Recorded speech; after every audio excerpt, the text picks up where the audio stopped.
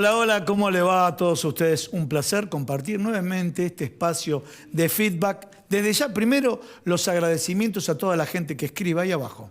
¿Sí? Ya acá la producción, todo el equipo del control, dije, la gente que escribe y figura abajo, Idoyaga Periodista, un placer, ¿eh? Un placer que el agradecimiento para la producción, para los directores, Producción Cero, la señal, porque las repeticiones parece que tiene alto rating o alta receptividad. Vamos a utilizar el segundo término que me parece más apropiado. Bueno, en el programa del día de hoy estamos con mucha política. Hay mucha rosca política. ¿Qué significa mucha rosca política? 3 escenarios. Bueno, Javier Milei que se mantiene. Algunos dicen que está bajando algo Javier Milei. Lo vamos a chequear en la segunda parte del programa. Un Juntos por el Cambio que se está marcando la diferencia entre Patricia Bullrich y Horacio Rodríguez Larreta.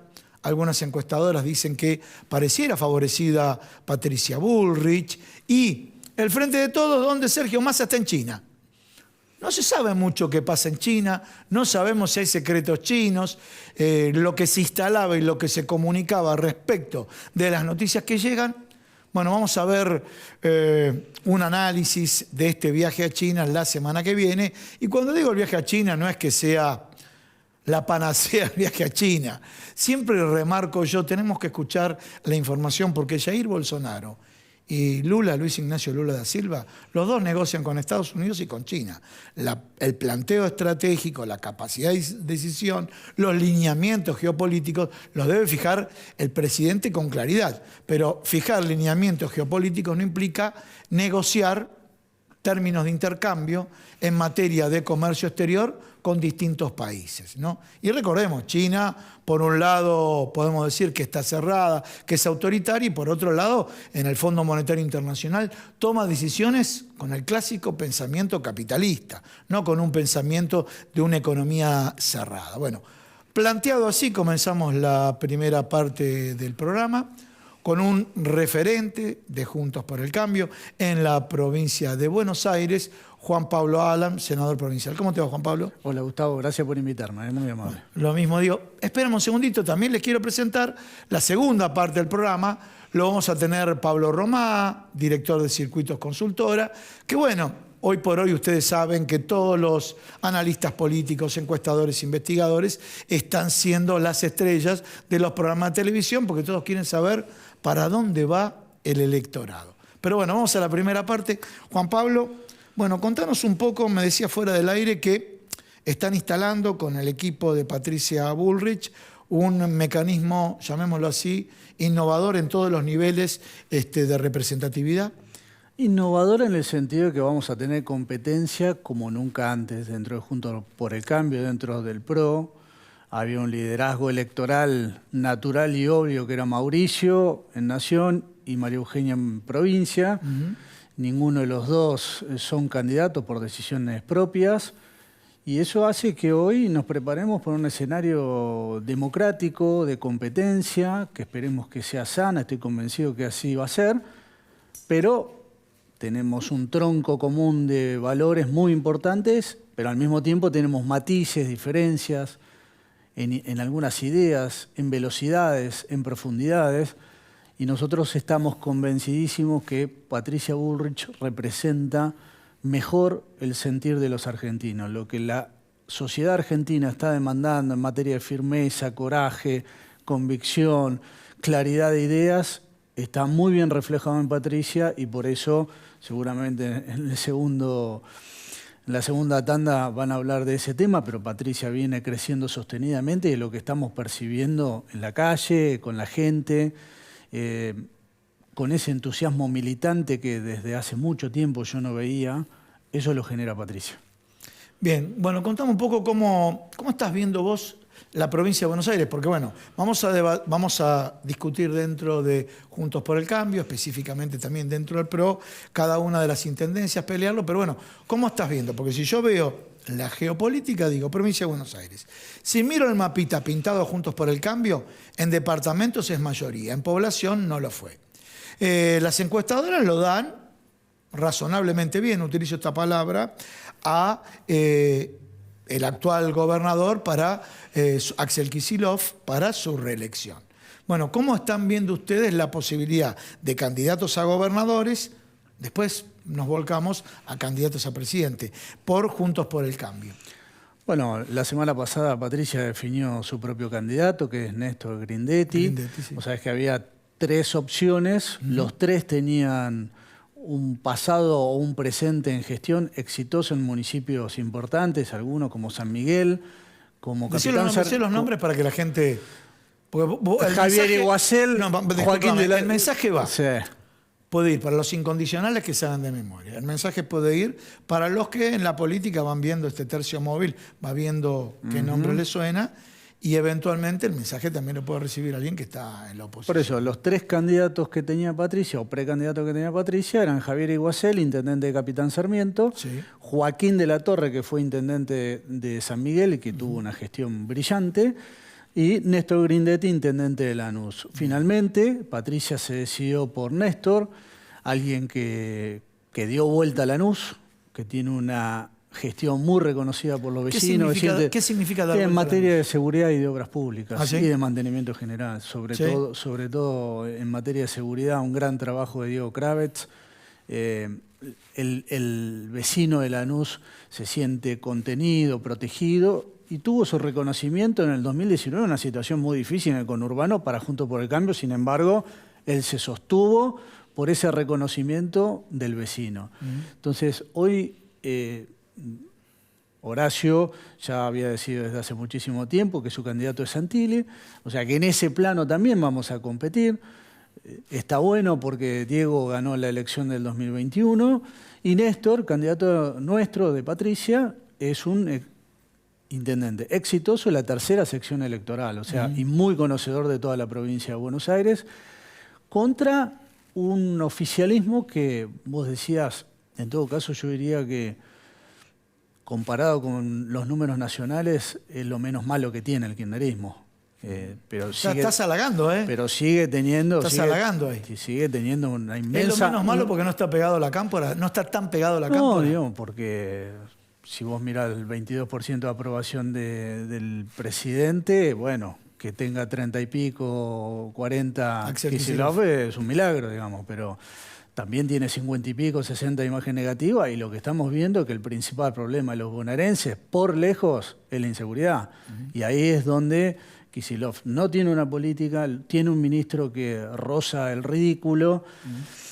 Y también decirte que en materia de calidad educativa, en salud, hoy tenemos un problema muy serio en el Hospital de Niños de la provincia de Buenos Aires, que es un hospital emblema que está totalmente venido abajo, perdió 40% de sus profesionales, 40% de su capacidad de atención. ¿Por qué perdió la profesión? ¿Por mal pago? Porque están mal pagos, porque no hay concursos, porque se van a otras jurisdicciones, porque se van al sector privado, porque no hay una política de salud. Entonces, los grandes temas de la provincia retrocedió. Inseguridad, calidad educativa, salud. Entonces yo estoy convencido que va a haber también renovación a nivel nacional sin duda y a nivel provincia, si bien con algún escenario más ajustado, porque el desarrollo territorial que tiene el kirchnerismo es superior que lo nacional, bueno, creo que igual va a haber un cambio clarito a favor de Juntos por el Cambio. Bien, cuando vos lo mencionás a Grindetti, bueno, muy buena gestión, la definición que vos das, en Lanús, una zona también que vienen de cubrir antes una dirigencia que siempre permanentemente seguía. ¿Cómo era el intendente anterior de Lanús? Quindimil, que por años estuvo ahí. Bueno, ya generaron un cambio y bueno, muchos dicen, y después de que se fue Quindimil no vuelve más el peronismo. ¿Vos lo ves así? Hay que trabajar mucho para eso. Me parece que el conurbano, que es el sector más atrasado de la provincia de Buenos Aires, con Néstor, con Diego Valenzuela en 3 de febrero, ven una ventana de oportunidad. Me parece que en esta elección vamos a ganar algunos municipios del conurbano. Más municipios que los que no tengo la menor duda de que vamos a ganar 15, 16 municipios más en toda la provincia de Buenos Aires. ¿Sobre un total de...?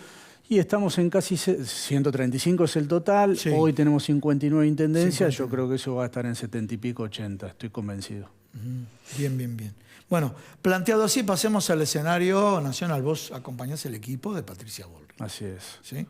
Bueno, ¿cómo estás viendo? ¿Cómo están trabajando en la campaña? ¿Cómo es la disputa? Todos los medios de comunicación mencionamos, bueno, viene muy dura, viene muy ardua.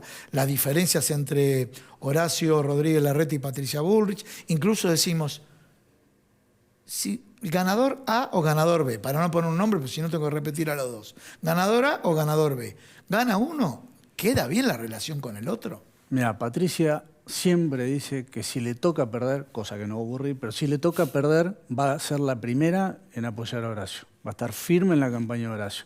Es muy importante eso que decís, porque después necesitamos retener el voto, que vayamos todos juntos en unidad a la general, que va a ser un desafío grande. El escenario hoy con Javier Milei terciando ahí, obviamente que vamos a necesitar de todos y de cada uno, pero sobre todo tenemos una enorme responsabilidad como oposición, de mostrarnos sólidos, unidos, con propuestas, y el que pierde tiene que acompañar. Patricia lo va a hacer sin lugar a dudas si le toca perder.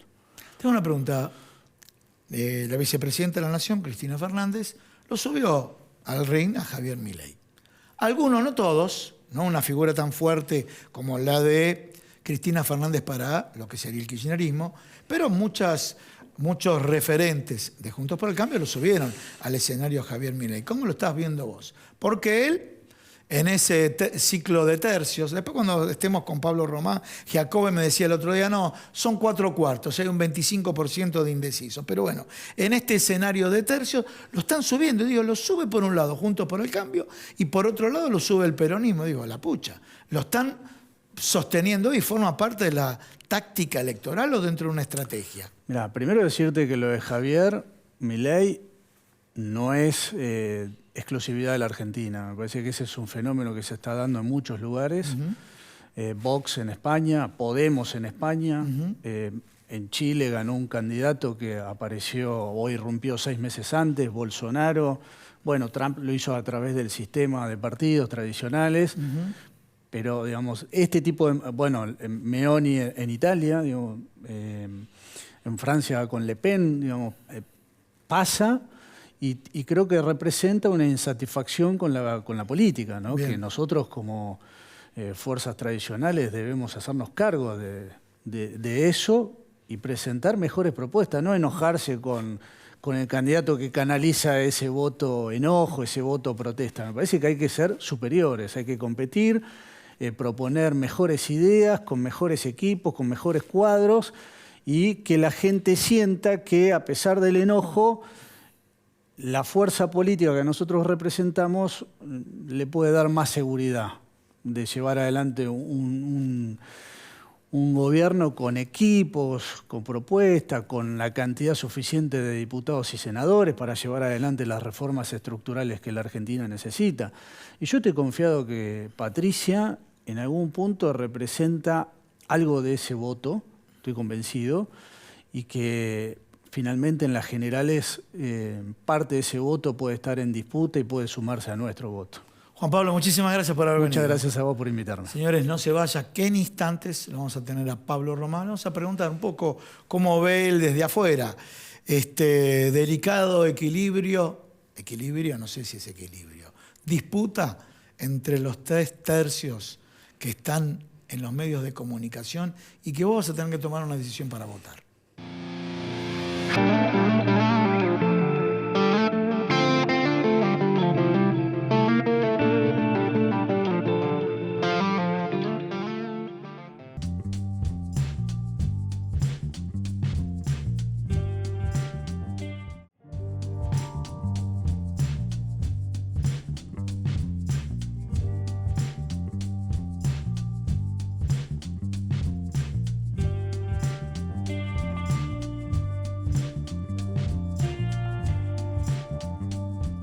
Las farmacias de la red COFA tenemos mucho más que medicamentos para vos. Cuidamos tu salud y bienestar con servicios farmacéuticos especializados. Somos la red sanitaria de farmacias más grande del país.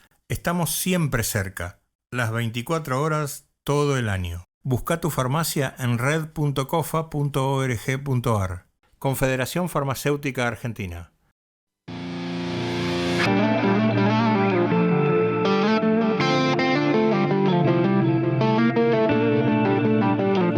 Bueno, ahora sí estamos con Pablo Romá. Bueno, ya te vendí, te introduje. No te bendije, pero te introduje en el tema. No, siempre buenas ventas. Buenas ventas. Qué lectura compleja, ¿eh? Sí, bueno, obviamente porque la realidad Es compleja. es complicada. Yo creo que hay contradicciones que hacen que uno no pueda tener un análisis lineal, digamos, ¿no? Porque la situación económica tiene su contradicción, ¿no? Tenés un sector de la sociedad amplio, muy grande, que sufre las consecuencias de la inflación, de la distribución regresiva del ingreso, y por otro lado sectores que si bien están en la informalidad, pero no les va tan mal, digamos, ¿no? Y eso vos lo ves en niveles de consumo. Entonces, yo creo que eso hace también a la complejidad. Y políticamente, los discursos se organizan en base a esa tensión que hoy tiene la realidad económica, donde obviamente hay un consenso, que es el consenso de que el peso de la deuda es muy grande y para resolverlo hay que ajustar, hay que hacer recortes. Sectores de la política con un discurso más duro respecto a ese ajuste, ese recorte, y yo creo, cuando digo sectores me refiero a Javier Milei, me refiero a Juntos por el Cambio, y el gobierno con Sergio Massa tratando de explicar la idea del ajuste posible, digamos, ¿no? Que no sea, esto que venimos discutiendo ya hace un tiempo, la resistencia a la devaluación, ¿no? Para no aplicar un shock redistributivo que para los sectores más vulnerables podría ser muy, muy duro, ¿no? Entonces, creo que en ese sentido, de cómo se van organizando los discursos políticos, que van a tener mucho peso en la campaña. Yo creo que esta campaña va a ser una campaña difícil, porque me da la sensación de que las consignas más livianas no van a tener mucho espacio, y al menos es un poco lo que entiendo y de alguna manera aspiro, digamos, ¿no? Que se discuta un poquito más los problemas de fondo con planteos más concretos, más reales, y no solamente consigna de campaña para ganar votos. ¿Y vos creés que le paga a los candidatos, mira cómo digo, porque estoy hablando de comunicación política, ¿no? ¿Le paga a los candidatos discutir los temas de fondo? Hoy por hoy estoy viendo de los simpatizantes del Frente de Todos poniendo videos donde algunos periodistas aplaudían la renuncia de Cabal. Algunos periodistas y después lo colocan automáticamente Javier Milei diciendo que era uno de los referentes más marcados. ¿No va a haber mucho archivo ahí de todos contra el Frente de Todos, contra Juntos por el Cambio, contra Javier Milei o La Libertad Avanza? Sí, desde ya. ¿Y qué vos digo? ¿No van a laburar más con archivos que con contenidos programáticos? Seguramente, porque también es una elección que tiene un componente muy ideológico, pero vos fíjate la comparación, ¿no? En 2015 Cambiemos hizo una campaña muy fuerte en términos de la meritocracia, en términos de la revolución de la alegría, y eso ya no tiene lugar. No tiene lugar. No, eso no va. Eso no va más en términos de comunicación política. Creo que para el Frente de Todos, Movilidad Social Ascendente, por ahora, como no lo cumplió, lo dice, le van a decir, yo esta figurita no te la compro ahora, Exactamente. Movilidad Social Ascendente, discúlpame que te dé datos económicos. Se quejaron de las tasas de interés. Las tasas de interés del gobierno anterior. Las tasas de interés, tasa efectiva anual, 145%. Se quejaron del espacio de las pymes. Acuerdan precios con los grupos económicos concentrado, lo más grande, si no querés llamarlo concentrado, lo más grande. No digo que esté bien, que esté mal, como acuerdan. Hay un conjunto se quejaron de la inflación, la superó. Se quejaron de la indigencia, lo superó. Entonces, se quejaron de la pérdida del poder adquisitivo de los asalariados, se empeoró con este gobierno. Entonces, Movilidad Social Ascendente, si la ponen en el discurso, va a ser muy difícil de defender, ¿no? Yo creo que es difícil hablarlo en términos livianos, digamos, ¿no? Me parece que va a necesitar otra discusión. Bueno, un poco lo que está planteando la vicepresidenta, ¿no? Primero, renegociar con el Fondo Monetario Internacional. Yo creo que eso va a ser un eje muy importante de la discusión. De la campaña, en este caso, del Frente de Todos. Yo creo que el Frente de Todos lo va a plantear, pero creo que es un problema para cualquiera que gane, ¿no? El año que viene los vencimientos son muy pesados. Segundo, el problema de la inflación es un problema central, pesadísimo. el conjunto de la sociedad está esperando una respuesta frente a eso, digamos, ¿no? Entonces, yo creo que esos temas se van a imponer de alguna manera porque también lo que uno viene viendo es que ese distanciamiento entre la política y la sociedad en algún momento tiene que tener una relación, tiene que tener un diálogo. Y yo creo que la campaña es ese momento de diálogo. Ahora, ¿es diálogo la campaña? bueno, por eso digo, si las consignas son livianas, si hay superficialidad, si hay puro contenido ideológico, no se produce ese diálogo, ¿no? El diálogo se produce tratando de convencer a la sociedad de que hay, bueno, cómo se van a resolver estos problemas y cuáles son las perspectivas para salir adelante, porque yo creo que, a diferencia de muchas otras campañas, también la idea de la esperanza, la alegría, el futuro, hoy, con estos niveles de incertidumbre y pesimismo que estamos viendo, también es difícil no se puede decir livianamente hay que tener esperanza que todo va a andar bien, porque la gente ya no lo cree. Digo, no le llega, no importa si lo cree o no lo cree, no lo interpela, porque la situación pasa por otro lugar, porque las evaluaciones pasan por otro lugar, y yo creo que bueno, los principales problemas tienen que ver con la inflación, la seguridad o la inseguridad, tiene que ver con cuestiones que hoy hacen a una deuda que tiene la dirigencia política con la sociedad. Mira, te voy a hacer voy a trazar un paralelismo. No sirven los paralelismos, los países son diferentes y demás, pero se dio el triunfo en Brasil de Luis Ignacio Lula da Silva, 60 millones de votos contra 58 millones. Me tocó estar ahí, cubrir las elecciones, y el número que publicaron, que 30 millones de personas no votaron. O sea, poner el 25% de los votantes, no de los que tienen 100 años, del núcleo de votantes en condiciones de votar. No cuando en algún momento para que llevaban a las abuelitas a la urna, ¿te acordás? En la época del triunfo de Alfonsín ocurrió eso, bueno, no, en este contexto, y vos le preguntabas a un segmento de la sociedad, y bueno, no se sentía representado por ninguno en ese balotaje Lula, Jair Bolsonaro. Pregunta que te hago acá.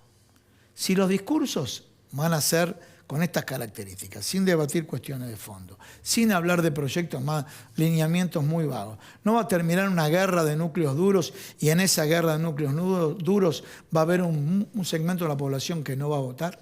Y bueno, es una posibilidad. Ya lo vimos en la elección de 2021, un ausentismo importante. Ahí ganó, en términos globales, ganó Juntos por el Cambio. Sí. No, sí, pero digo, en términos de esa posibilidad de la ausencia de la participación o de la no participación en términos electorales. Bueno, es una posibilidad. Hay elecciones de las que ya se están dando que también marcan un nivel de ausentismo por arriba de la media, digamos, ¿no? Y yo creo que es una variable a considerar en los análisis, no me parece que sea algo descabellado. Bueno, pero te interrumpo acá, pero para que sigas con la línea, ¿no?, de lo que estás diciendo. Pero sin embargo, vos me estás diciendo, estamos viendo ausentismo en gobernadores y todo el mundo sabe que el caso del triunfo en Corrientes del oficialismo, que no es el oficialismo nacional, el caso del triunfo en La Rioja, que podría ser el oficialismo nacional, el caso del triunfo en Salta, que sería un frente renovador, pero no con una coalición de partidos. En ese escenario hay ausentismo. Imaginemos un escenario que todos ellos quisieran estar despegados de los candidatos a presidente. Y bueno, eso podría generar mayor nivel de ausentismo, digamos, ¿no? Pero más allá de eso, yo creo que un posible camino de análisis tiene que ver con ese distanciamiento. Me parece que hoy la política necesita también entender que a la sociedad a la cual quiere dirigir, a la cual le está hablando, bueno, tiene demandas que tiene que abordar necesariamente. Bien. ¿Qué es lo que ves de acá a las PASO? Hay una primera fecha que es 24 de junio, ¿no? Sí. Bueno, obviamente hay que ver cómo terminan la organización electoral. Yo creo que lo más claro es Juntos por el Cambio, ¿no?, que va a ir a una PASO con Patricia Bullrich y Horacio Rodríguez Larreta, y a partir de ahí, bueno, para abajo se van a ordenar en ese sentido. Hay que ver qué pasa con el Frente de Todos, si la herramienta electoral va a seguir siendo Frente de Todos o no. Es complicado también, ¿no? Sí, Ir a sí, una sí. elección con el mismo nombre. 10 de junio el Frente Renovador tiene reunión, o sea, Sergio Massa con su gente, Sí. que gobierna hoy. Y eso también va a condicionar algo, aunque sea algo. Yo creo que sí, el sello, bueno, puede pesar un poquito, ¿no? Quizás sea bueno renovarlo. Y después, bueno, si va a haber interna o no, ¿no? Bueno, y obviamente si Sergio Massa o Guado de Pedro van a ser, quién va a ser el representante de ese espacio, ¿no? Porque o va a haber un acuerdo entre ellos, una fórmula común, pero también está Daniel Scioli decidido a participar, entonces Agustín Rossi también. Agustín Rossi también, pero bueno, yo creo que Daniel Scioli tiene un poco más de volumen hoy en términos de representación que Agustín Rossi. O lo mismo que Juan Grabois, entonces me parece que quizás pueden ser canalizados en otra estrategia, digamos, En otra ¿no? estrategia. Pero creo que eso va a ser determinante a la hora de ver cómo se define de cara al 24 y una vez que eso se defina ya la etapa cambia y empezamos a hablar de otra cosa, digamos, ¿no? Bien, bien.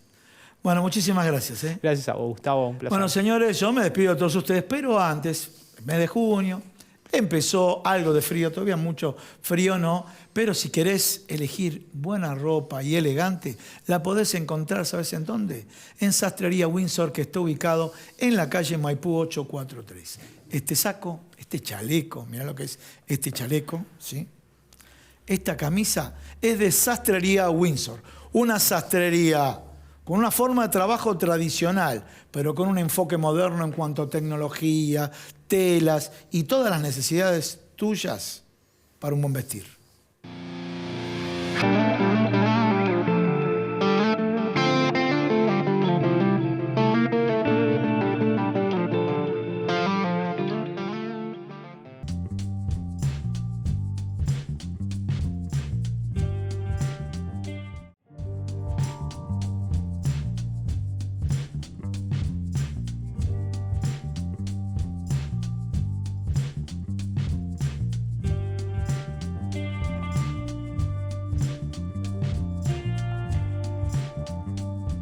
Las farmacias de la red COFA tenemos mucho más que medicamentos para vos. Cuidamos tu salud y bienestar con servicios farmacéuticos especializados. Somos la red sanitaria de farmacias más grande del país. Estamos siempre cerca, las 24 horas, todo el año. Busca tu farmacia en red.cofa.org.ar. Confederación Farmacéutica Argentina.